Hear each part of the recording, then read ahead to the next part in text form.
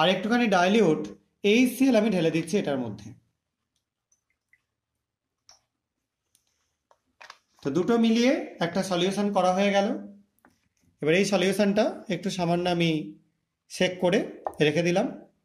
এবার আমি এর মধ্যে যোগ করে দেবো কিছুটা সোডিয়াম সালফাইড Na2S। এটা আমি সলিউশন না করে জাস্ট একটা বিড বা একটা টুকরো আমি এর মধ্যে যোগ করছি। আপাতত এখানে বিড পাচ্ছি না, আমি এখানে ফ্লেক্স পাচ্ছি, সেটাই আমি যোগ করে দিচ্ছি। দেখতে পাচ্ছ তোমরা, এটা একটু যোগ করলাম এবং যোগ করবার পর আমরা কিছুটা ওয়েট করব।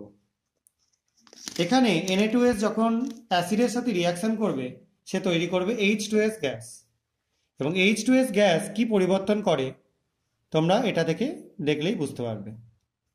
দেখতে পাচ্ছ সলিউশনটার কালার আস্তে আস্তে পুরো চলে যাচ্ছে এবং একটা স্বচ্ছ ক্লিয়ার সলিউশন তৈরি হয়ে যাচ্ছে। ঠিক আছে, এবং সলিউশনটা একটু টার্বিড হয়ে যাচ্ছে, সেটার অন্যতম কারণ হচ্ছে এখানে সালফার তৈরি হচ্ছে।